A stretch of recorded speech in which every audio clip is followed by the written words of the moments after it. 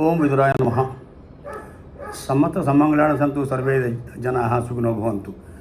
మన ఈ EPS 95లో ఇంకొక వీడియో నేను తయారు చేస్తున్నాను. లాస్ట్ టైం చెప్పినట్టు నాకు ఈ CBT మెంబర్ రాసిన లేఖ కనుక దొరికితే దానిలోంచి ముఖ్యమైన విషయాలు ఏమైనా ఉన్నట్లయితే దాన్ని క్లుప్తంగా మన సభ్యుల సౌకర్యార్థం నేను తీసుకొస్తానని చెప్పాను. అలాగే ఒక సభ్యుడు ప్రీ రిటైరీస్ గురించి ఈ మన RC గుప్తా 2016 జడ్జిమెంటు బేస్ చేసుకుని ఈ ప్రీ రిటైరీస్కి పెన్షన్ ఎందుకు ఆపేశారని అది కూడా ఒక ప్రశ్న వేస్తారు. దానికి కూడా సమాధానం చెప్తాను. తర్వాత పోతే ఇంకొక విషయం ఏంటంటే మన సెయిల్ నుంచి ఈ మన ఈ ఎగ్జాంపుల్ ఎస్టాబ్లిష్మెంట్ యొక్క మెంబర్స్ ఎవరైతే ఉన్నారో వాళ్ళందరూ ఒక అసోసియేషన్గా ఏర్పడి పార్లమెంట్కి లెటర్ రాసి అందరి మినిస్టర్లకు కూడా దానికి కాపీ పెట్టడం జరిగింది. దానికి విషయం కూడా మనం ఇప్పుడు ప్రస్తావిద్దాం. అయితే ఈ సెంట్రల్ బోర్డ్ ఆఫ్ ట్రస్టీస్ నుంచి రాసిన లెటర్లో EPFO వారి యొక్క విధానాన్ని చాలా కూలంకషంగా, చాలా ఖరాఖండిగా, చాలా చక్కగా వివరిస్తూ ఆనరబుల్ సెంట్రల్ లేబర్ మినిస్టర్కి ఆ లేఖ రాయటం జరిగింది. దాంట్లో వాళ్ళు కొన్ని వాడిన విషయాలు ఏమిటాయని చెప్పనంటే, వీళ్ళు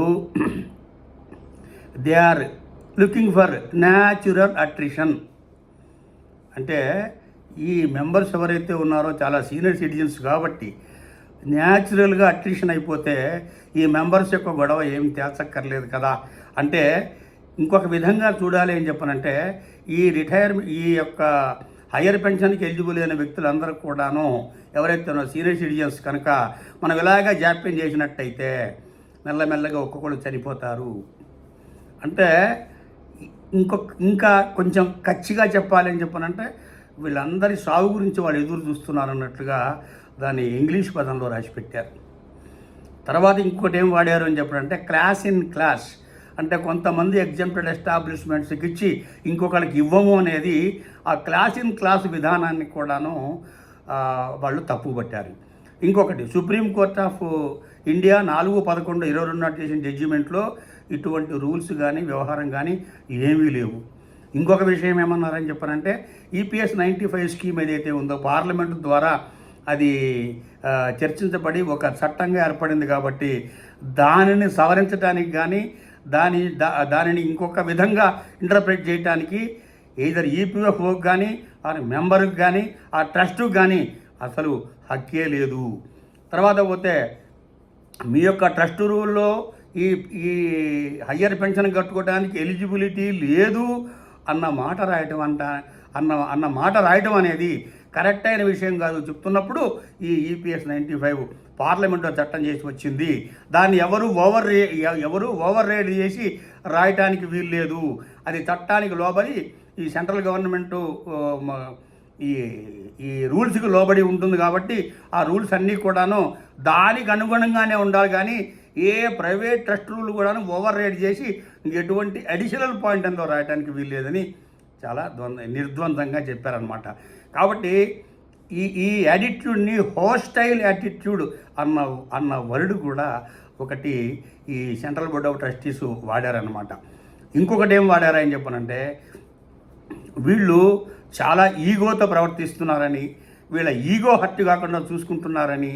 అయితే వెల్ఫేర్ లెజిస్లేషన్లో కనుక మనము చూసినట్టయితే ఎటువంటి ఈగోలకి తాగుండకూడదని, ఈగోలకు వెళుతున్నట్టయితే ఇటువంటి వెల్ఫేర్ లెజిస్లేషన్స్ చాలా దెబ్బతింటాయి. కావున ఈగోయిస్టిక్ వ్యవహారంతో కూడాను EPFO వారు ప్రవర్తిస్తున్నారన్నట్లుగా ఈ CBT మెంబరు చాలా గట్టిగా దాంట్లో రాశాడు.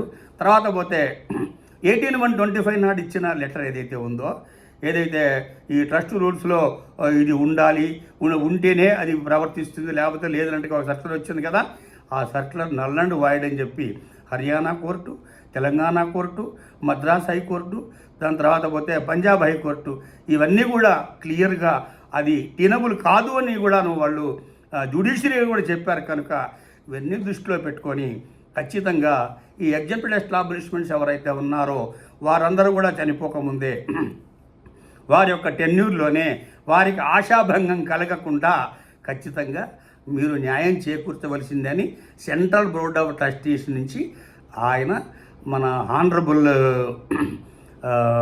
సెంట్రల్ లేబర్ మినిస్టర్కి లెటర్ రాయడం జరిగింది.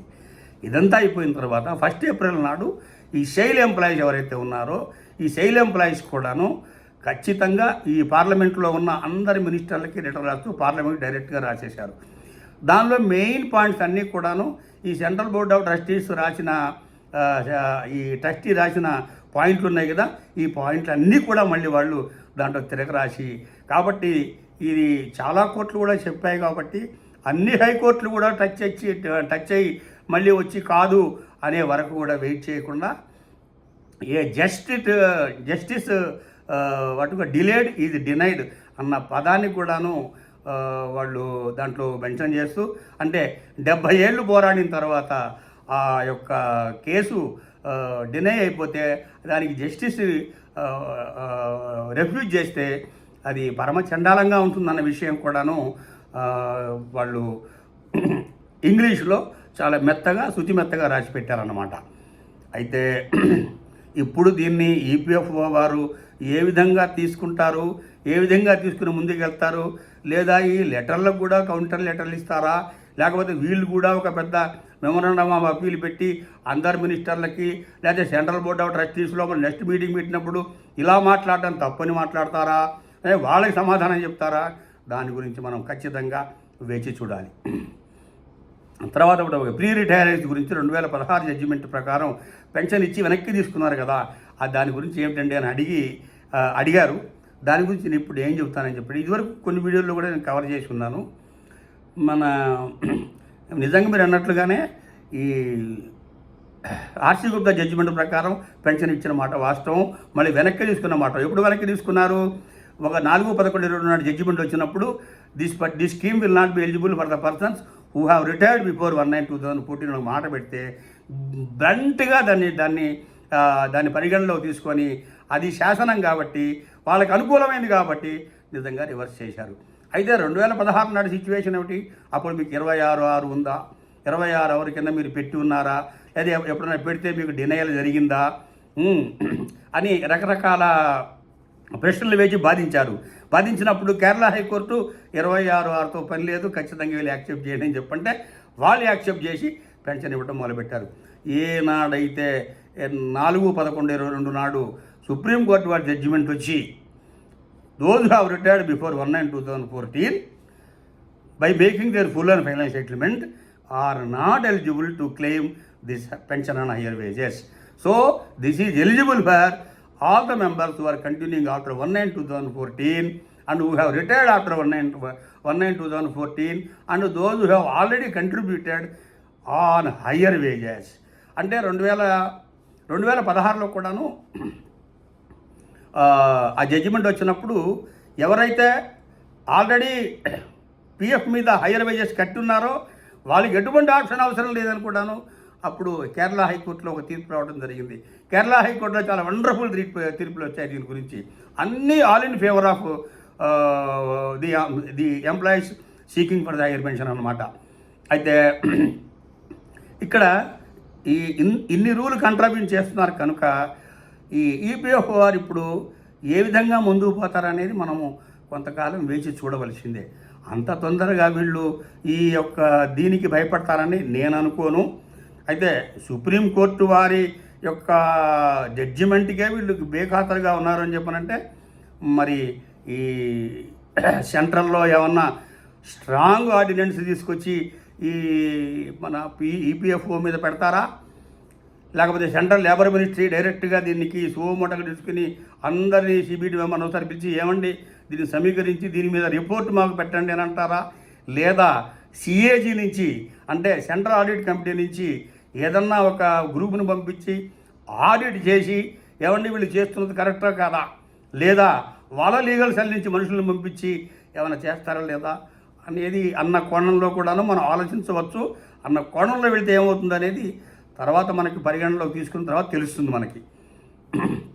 కాబట్టి నా యొక్క వీడియో నీడు ఎప్పుడు కూడా 10 మినిట్స్ కంటే నేను ఎక్కువ పెంచట్లేదు కనుక మరోసారి మంచి ఇన్ఫర్మేషన్ వచ్చినప్పుడు ఇంకా ఈ యొక్క ప్రహసనాన్ని నేను కంటిన్యూ చేస్తూనే ఉంటాను.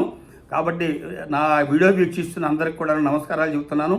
ఎవరైతే ఆల్రెడీ మన హయ్యర్ పెన్షన్ పొంది ఉన్నారో వాళ్ళు అన్సబ్స్క్రైబ్ చేసుకోవచ్చు నా వీడియోని చెప్తున్నాను. ఇప్పుడు నాకు దాదాపు గత 3 వీడియోల నుంచి చూస్తుంటే ఒక 700 మంది మాత్రమే వ్యూ చేస్తున్నట్టుగా నాకు గమనిస్తున్నాను. నా 2400 మంది సభ్యులు ఉన్నారు. ఆ మిగతా వాళ్ళందరూ కూడాను there is no requirement for them to view this channel కాబట్టి వాళ్ళు అన్సబ్స్క్రైబ్ చేసుకోవచ్చు అని కూడా నేను అడుగుతున్నాను. అయితే అటువంటి వారికి ఈ వీడియో కనిపిస్తుందంటే వాళ్ళ మిత్రులు ఎవరన్నా ఉండి వాళ్ళకి కనుక ఇన్ఫర్మేషన్ లేదు అంటే వాళ్ళని నేను రిక్వెస్ట్ చేసేది ఏంటంటే ఈ యొక్క వీడియోని వాళ్ళ ఇన్ఫర్మేషన్ కోసం మీరు పంపించండి అని నేను చెప్తున్నాను. సో అందరికీ మరోసారి నమస్కారం చెప్తూ ఓం విదురాయ నమః. సమస్త సమ్మంగళాని సంతు, సర్వే జనాః సుఖినో భవంతు.